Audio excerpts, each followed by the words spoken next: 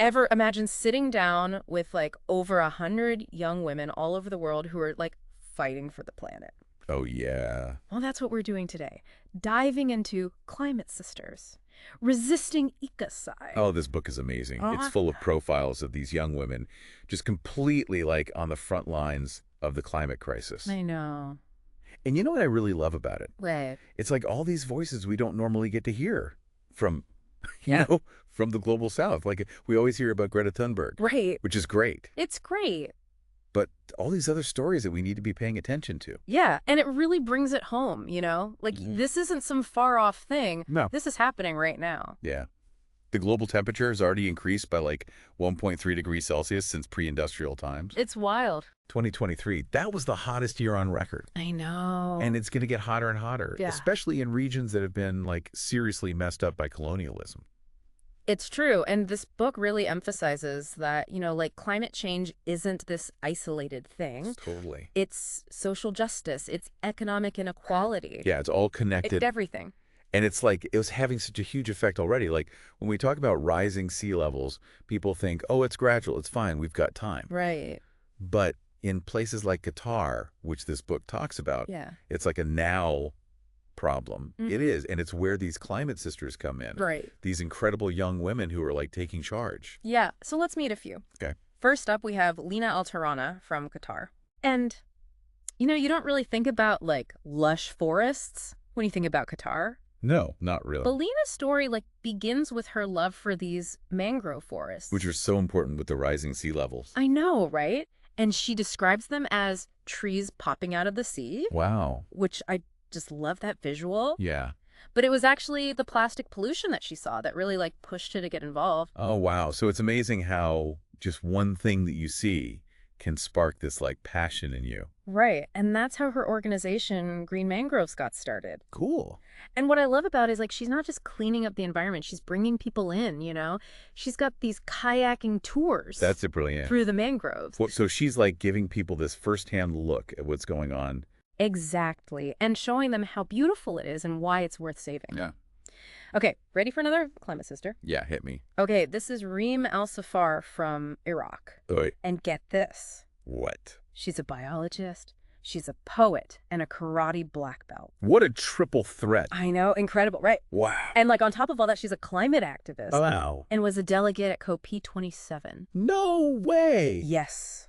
That's incredible. It's amazing. And you know, one thing that really stuck with me from her story was this quote. Okay. She talked about how like in parts of Iraq, they lack access to basic necessities like electricity and water. Yeah. And it just, you know, really shows how climate change just like makes existing inequality so much worse. It's like this book was saying, you know, it hits the most vulnerable the hardest. Yeah, and it's not, right? But, you know, she's not letting that stop her. Good for her. She co-founded the Maine Youth Network, which brings together climate activists from across the Middle East and North Africa. Wow. Like, talk about turning challenges into action. That's amazing. Okay, you ready for one more climate sister? Yeah. I want to hear more. Okay, this one's from Brazil, Okay. Samara Assunção. Okay. She's an artist and a sustainability student, Cool. and just a powerhouse. She uses her art and her voice for change. It's so important because I think sometimes all the science and the policy can be kind of overwhelming. Yeah. But art, Cool. it just cuts right through that Yeah. to the heart of it. Exactly. And she Yeah. like walks the walk, you know? At 21, she went to COP26 and directly engaged with the Brazilian president to demand that like youth voices be included in policymaking. Which is so important. I mean, Brazil plays a huge role in the Huge. global climate system. They're the 6th largest emitter of greenhouse gases globally. Oh, wow. I didn't realize it was that high. Yeah, it's a big deal, but she's not just focused on like the big international stage. Okay. She's all about community engagement. I love that. She has a podcast where she shares stories about the environment, and she even like travels around gathering people's personal experiences with climate change. Wow. So she's really making sure those personal stories, those connections Yes. are front and center. Exactly. I don't know about you, but like hearing these stories makes me feel like, wow, these women are incredible. But I also kind of feel like, okay, that's great for them, but like, what can I do? I'm not going to like a UN climate conference. Right. But that's what's so cool about this book. Yeah. It shows you don't have to. Like this whole movement, it's not some big organization, Yeah. you know?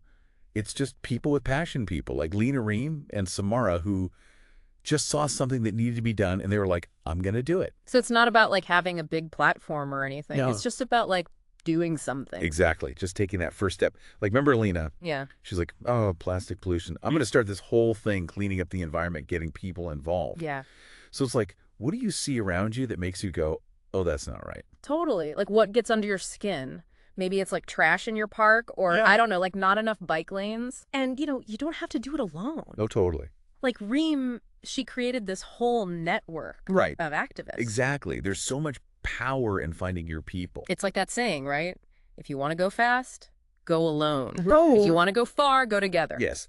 And don't forget, Samara, using your voice, Yeah. speaking up makes a difference. Oh, true. Writing to politicians, talking to your friends, even just posting on social media. Right, like everything helps. Everything. But hearing these stories, it makes me think about something else this book brought up. Okay. This idea that like the system we live in, like this patriarchal system, Yeah. it's actually like fueling the climate crisis. It makes you think. It does. So how do we fight for climate justice while we're also like fighting the system, That's a big question. It's a lot to think about. But this book, it's like a glimpse into this incredible movement. And Yeah. it gives us hope, but it also like gives us homework, Definitely a lot to think about. So on that note, we'll leave you with that food for thought. Thanks for joining us on this deep dive into Climate Sisters, Resisting Ecocide. Thanks for having me. It's been awesome.